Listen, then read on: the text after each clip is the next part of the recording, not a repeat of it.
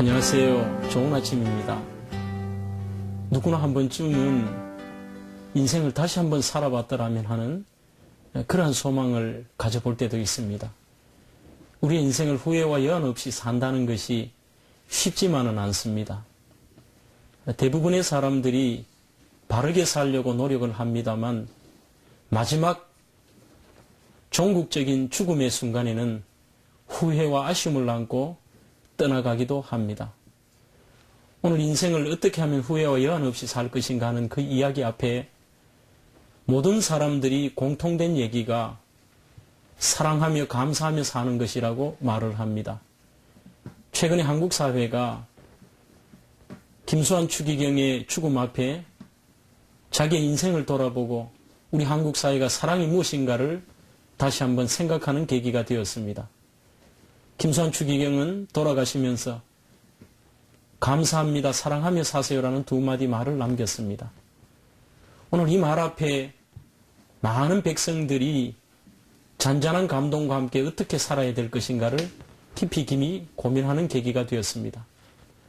저 자신도 미국의 9.11 테러가 있을 때에 미국 현지에 있었습니다. 그 현지에서 충격적인 큰 사건 앞에 수많은 사람들이 마지막 죽어가는 순간에 가족들과 통화하는 내용들이 CNN이나 여러 방송들을 통하여 방영이 되었습니다. 그때 수많은 사람들의 공통된 이야기가 세 가지 말로 요약이 될 수가 있습니다. 하나는 고맙다는 말이었습니다.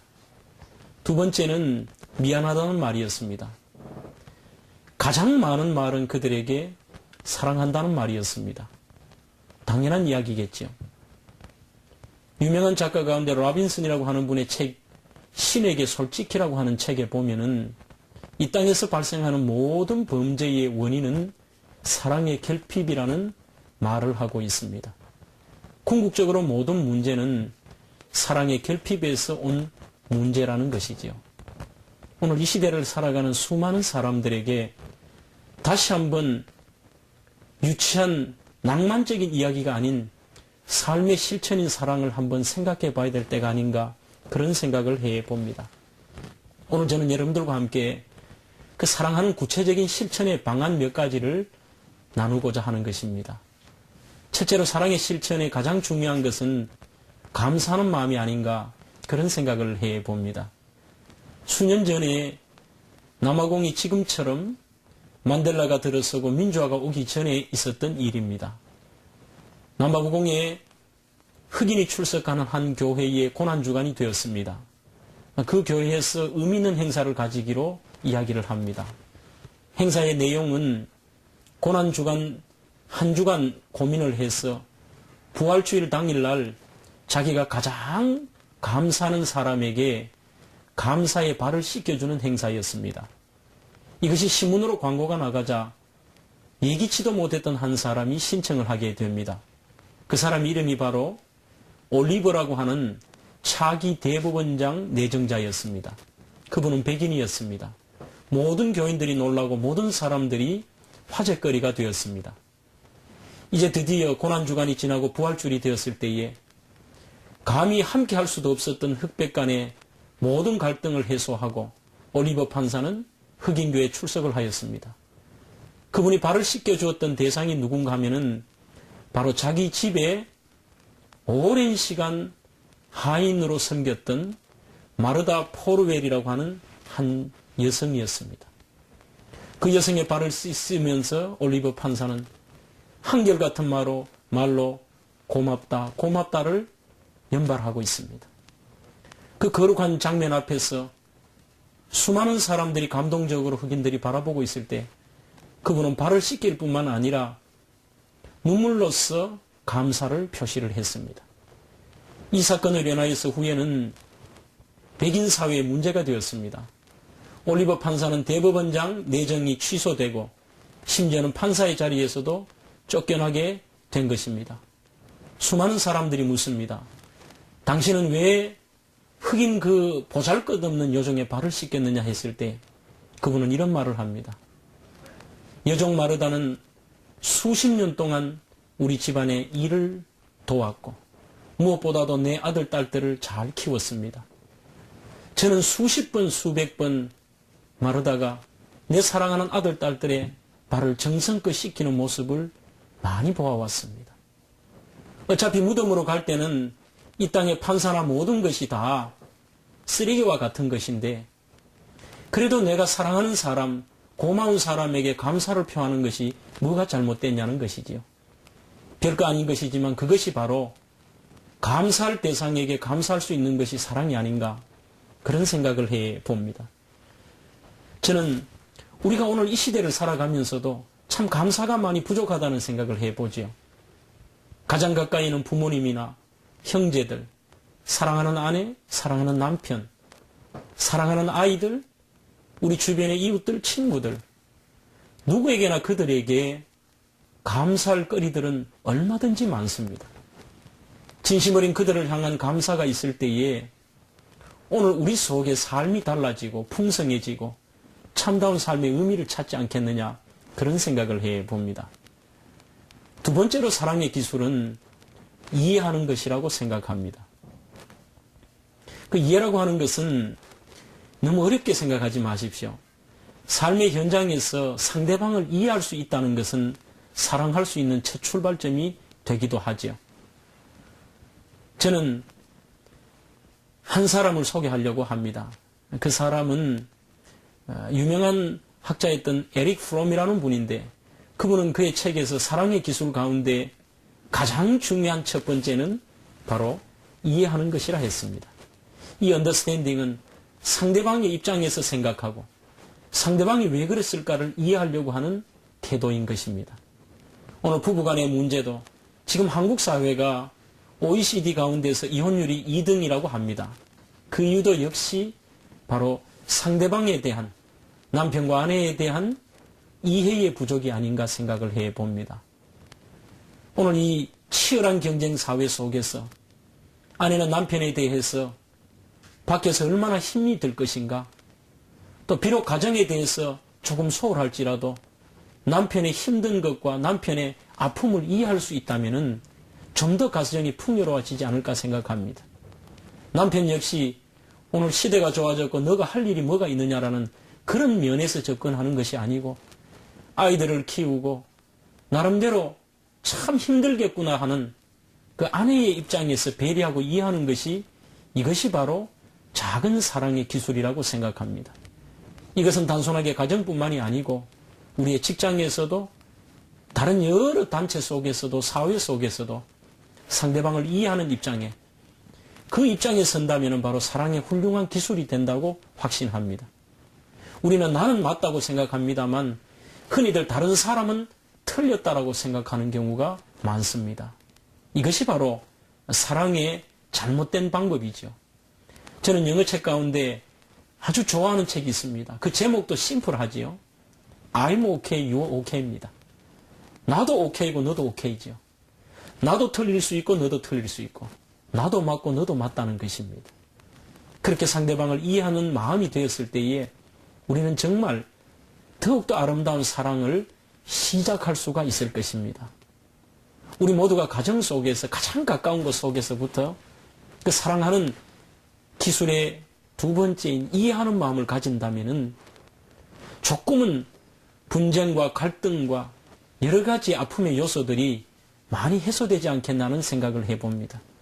국가적인 면에서도 대통령을 비난하고 또 국가 위정자들을 비판하는 입장보다는 그들의 입장에서 이해하려고, 또 그들을 이해하고 또 그들을 통하여서 함께 하려고 하는 마음이 있다면 우리 사회가 좀 더 진취적이고 긍정적인 방향으로 나가지 않겠느냐, 그런 생각도 해봅니다. 세 번째 사랑의 기술은 표현하는 것이라고 생각합니다. 요즘 젊은 세대는 표현을 많이 한다고 합니다만 제가 말씀을 드리는 것은 지속적인 표현입니다.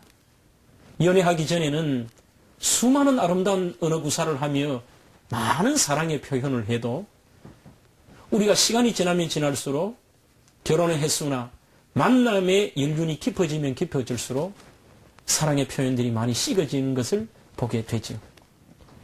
표현했을 때에 정말 따뜻해질 수 있는 것이 표현 한마디 때문에 못해서 많은 부분에서 아픔과 갈등 속에 살아가는 부부와 또 가정과 여러 모임도 보게 됩니다. 저는 과거에 우리 민족에 많이 부르던 노래 가운데 갑돌이와 갑순이라는 노래를 생각하면서 표현하지 못하는 문제가 얼마나 심각한가를 한번 생각해 보았습니다. 여러분들 그 노래는 다 아시겠죠? 갑돌이와 갑순이는 한 마을에 살았더래요. 둘이는 서로 사랑을 했더래요. 우리 그 다음에 가사를 보면은 그러나 둘이는 마음뿐이라 그랬습니다. 겉으로는 안 그런 척 했다 그랬습니다. 오늘 여기서 우리는 그것을 당연하게 부르는데 2절과 3절 가사를 보면은 참 재미가 있으면서도 심각한 양쪽 가정에 문제가 생긴다는 것을 느낄 수가 있습니다. 2절 가사를 보시면은요. 그러다가 갑돌이가 장가도 가기 전에 마음속에는 갑순이가 있었습니다만 먼저 갑순이가 시집을 가거든요. 시집을 간 날 갑순이는 첫날 밤 달 보고 울었다 그래요. 결국은 다른 남자 생각하면서 표현했더라면은 두 사람이 맺어졌을 텐데 표현하지 못하는 통에 그만 마음속에 다른 사람을 두고 살았다면 그 가정은 이미 불행한 가정이 된 것입니다. 3절에 보면 갑돌이도 마찬가지예요. 3절 가사에 갑돌이도 화가 나서 장가를 갔다 그럽니다. 왜 네가 먼저 갔느냐? 이해하지 못하고 표현하지도 못하는 바보들이 결국은 화가 나서 장가를 갔는데 첫날 밤에 마찬가지로 갑돌이도 울었다 그랬습니다. 그 마지막 결론은 후렴은 똑같습니다. 겉으로는 안 그런 척 했더래요. 우리 한국 사람들이 아파도 아프다 그러지 않습니다. 좋아도 좋다는 말을 하지 않습니다. 사랑한다 해도 가장 가까이 내가 사랑하는 사람에게 사랑한다는 말을 많이 잊고 살고 있습니다. 그래서 오늘 우리는 이 시대에 정말 표현하는 것이 얼마나 중요한가를 다시 한번 생각하게 됩니다. 이거는 유치한 것이 아닙니다. 저는 정말 우리 한국 사회가 표현하는 그런 운동들이 벌어졌으면 어떨까 그런 생각을 해봅니다. 멀리서 얘기가 아니고 가장 가까운 곳에서 남편의 따뜻한 한마디가 상처와 우울증 속에 있는 아내를 일으켜 세우기도 할 것입니다. 아내의 따뜻한 말 한마디가 치열한 경쟁 사회에서 스트레스와 고통 속에 살아가는 남편에게 다시 한번 열심히 살아볼 것이라는 용기와 희망을 갖게도 하는 것입니다. 그것이 바로 진정한 사랑의 기술 가운데 하나인가 생각을 해봅니다. 너무 거창하거나 낭만적인 사랑을 얘기하지 맙시다. 저희들이 생각하는 것은 삶의 현장의 작은 부분에서 내가 어떻게 살아갈 것인가.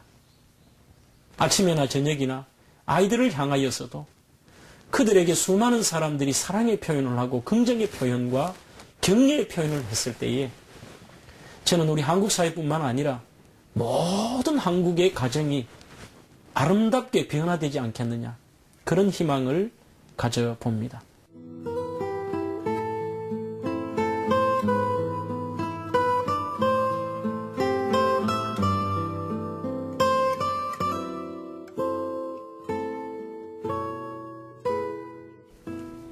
사랑의 네 번째 기술은 참아주고 인내하는 것입니다.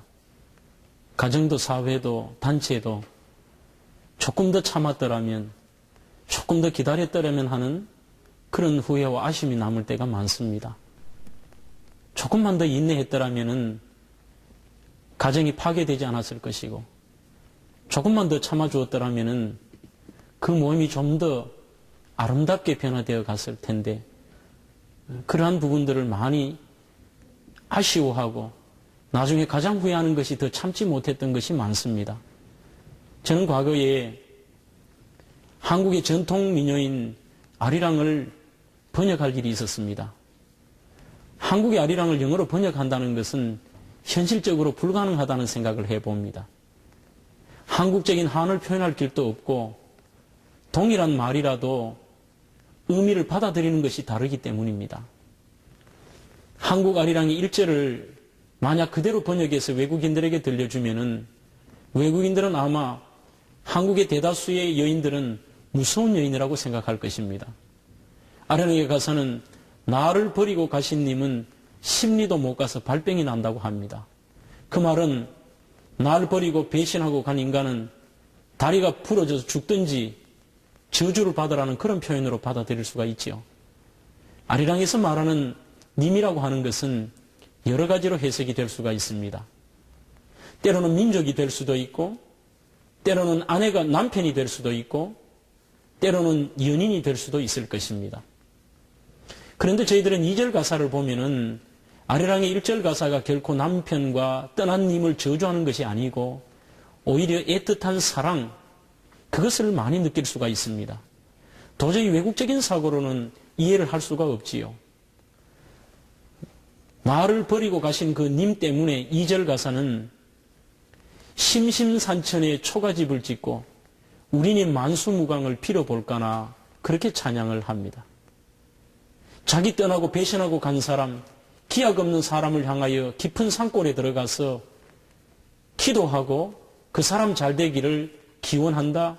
이것은 서양적인 사고로는 이해가 할 수 없는 부분이죠. 저는 그 아리랑의 가사가 지금도 계속되고 있고 이미 20절 이상이 불려지고 있음을 보았습니다. 그 아리랑의 가사는 과거에 한 많고 문제 많았던 이 한국 사회와 한국 내 여인들의 한을 잘 표현하고 있고 그 속에는 기다림과 소망이라는 참고 인내하고 기다리면은 좋은 날이 있을 것이라고 하는 바로 한국 여인들의 정말 수준 높은 사랑을 많이 느낄 수가 있었습니다. 그 가사 가운데서 청천하늘에 잔별도 많고 우리네 가슴에는 수심도 많다라고 노래를 불렀습니다. 이 가사가 일제시대가 지나면서 대다수의 사람들이 수심이라는 가사를 희망이라는 가사로 바꾸어 부르기도 합니다. 아마 요즘 젊은 청년들이 인터넷에서 그 가사를 치면은 수심관로해서 희망이라는 단어가 나옵니다. 남편은 떠나버리고 가난하고 미래가 없고 배운 것이 없고 희망이 없었는 것 같이 보여도 수많은 하늘에 수많은 별들이 있듯이 그 잔별처럼 몇 가지 희망이 꺾어져도 나에게는 희망이 있다라는 그들은 기다림과 인내의 마음이 있었습니다. 오늘은 조그마한 일에도 이혼하기도 합니다. 조그마한 일에도 갈등과 반목이 생기기도 합니다. 그 이유는 한결같이 기다리지 못하고 인내하지 못하는 오늘 이 세대의 문제도 참 많습니다. 저는 아리랑을 2절을 더 소개하고자 합니다. 참 인상적이고 감동적으로 받았던 가사입니다. 아리랑의 17절에 이런 가사가 있습니다. 서산해 지는 해는 지고 싶어지나 날 버리고 가는 님 가고 싶어 가나. 서산에 지는 해가 지가 지고 싶어졌겠나? 날 떠난 님이 오직 했으면 떠났겠나? 지는 안 힘들었겠나? 그렇게 이해하는 참 우리네 여인들의 깊이 있고 이해하고 참고 기다리는 믿음을 볼 수가 있죠. 마지막 20절 가사는 더 걸작입니다. 날 버리고 가는 님 잡지를 마오 갔다가 올 때가 더 반갑다네. 가는 님 잡지 말라는 것입니다. 나는 기다린다. 나는 인내하며 기다리고 아이들 키우며 기다릴 것이다. 자기가 언젠가는 안 돌아오겠나? 갔다가 돌아올 때 더 반갑지 뭐. 그것이 바로 우리네 한국 여인들, 바로 우리 어머니 세대의 사랑의 방법이었습니다. 이런 측면에서 오늘날 저희들의 사랑이 나름대로는 화끈한 것 같고 대단한 것 같아도 참 깊이가 많이 얇아졌다라는 생각도 해봅니다. 기다리지 못합니다. 참지를 못합니다. 그래서 성경도 신약 성경 고린도전서 13장에 보면은 사랑의 여러 가지 정의 가운데 사랑은 언제나 오래 참고 그것을 첫 번째로 이야기하고 있습니다. 저는 우리 한국 사회가 아니 가장 가까이 있는 우리가 주변에 내가 속해 있는 가정, 내가 속해 있는 교회, 내가 속해 있는 사회, 내가 속해 있는 직장, 그 삶의 현장에서 좀 참고 기다리고 인내하는 이 사랑의 기술이 많이 나타났으면 좋겠습니다. 어떤 것이든지 기다릴 때는 희망이 있습니다. 그것은 절망의 시간이 아닙니다. 저는 이렇게 생각합니다. 밥도 뜸 들이는 시간이 필요합니다. 뜸을 들인 밥이 맛이 있습니다. 기다렸던 것이 보람이 있습니다. 그만큼 깊이도 있습니다. 오래오래 고통 속에 기다렸던 수많은 사람들이 아름다울 결과를 도출하기도 합니다. 오늘 저는 마지막으로 사랑의 기술 가운데 좋은 것을 주기를 사랑의 기술 마지막으로 여러분들에게 소개합니다. 사랑의 기술이라고 하는 것은 오늘 우리 수많은 사람들이 나쁜 것을 많이 줍니다. 아이들을 키울 때도 오히려 부모들이 아이를 망칠 때가 참 많지요. 밖에 나가서 옛날 우리 부모님들은 선생님에게 맞고 오거나 아이들이 친구들끼리 맞고 오면은 자기 아이를 혼을 냅니다. 요즘 부모님들은 대다수가 야, 이 바보야. 차라리 맞을 것 같으면 패고 와라. 나머지는 아버지 어머니가 책임진다. 이런 식으로 아이에게 나쁜 것을 줍니다. 우리는 말도 우리의 생각도 특별히 정말 상대방에게 말로만 그러는 것이 아니라 그 상대방에게 가장 좋은 것을 주어야 합니다. 시기, 미움, 질투, 온갖 이런 것들이 아니고 오히려 그들을 향하여서 정말 필요한 것, 작은 밥이 필요한 자에게는 밥이 그들에게는 가장 좋은 것입니다. 따뜻한 말 한마디가 필요한 자들에게는 따뜻한 말 한마디가 가장 좋은 것입니다. 아니 어떤 의미에서 아픔을 당한 자에게는 그저 한번 안아주는 것이 실질적인 사랑의 기술이 아닌가 생각해 봅니다. 알량한 몇 마디의 사랑의 말과 격려의 말이 오히려 상대방에게는 상처가 될 수도 있겠지요. 그래서 저는 오늘 우리 한국 사회가 조금은 사랑의 기술을 바보처럼 했으면 좋겠습니다. 너무나도 똑똑한 사람이 많습니다. 손해보기를 싫어합니다. 좋은 것을 주기를 싫어합니다. 그래서 우리는 이 사회를 향하여서 우리 가장 가까운 곳에서부터 정말 상대방이 좋아하고 필요한 것이 무엇인가? 그것을 줄 아는 것. 어떤 책에 보면은 아침에 신문 배달하는 소년을 위하여서 우유 배달을 시키는 분에게 한 개 더 부탁해서 포스트를 붙여서 하나는 너가 먹고 건강해라는 그 아파트 주민의 격려 한마디가 이 아이의 장래의 희망을 주었고 삶의 용기를 주기도 한다는 것이죠. 오늘 말씀을 정리한다면은 저는 이렇게 생각합니다. 성경 말씀에도 요한 1서에서 하나님은 사랑이라고 말씀하셨고 수많은 성경에는 사람을 사랑하지 못하는 자는 결코 하나님을 사랑하지 못한다고 그랬습니다. 그것이 바로 거짓된 사랑인 것입니다. 우리 모두는 오늘 정말 이 사회 곳곳의 현장에서 작은 부분부터 이 땅에 남은 인생 후회와 여한이 없도록 늘 감사하며 또 사랑하며 인내하며 기뻐하며 그렇게 베풀며 살아가시는 우리 모든 시청자들이 되시면 참 좋겠습니다. 그러면 가정이 달라질 것이고 우리가 속한 그곳이 바로 여러분들을 통하여 또 다른 삶의 향기가 마음껏 나타날 것입니다. 저는 우리 한국 사회가 또 제가 속한 곳이 바로 그러한 사랑의 향기가 넘쳐나는 공간이 되기를 진심으로 소원하고 저는 그렇게 확신하고 노력하고자 합니다. 감사합니다.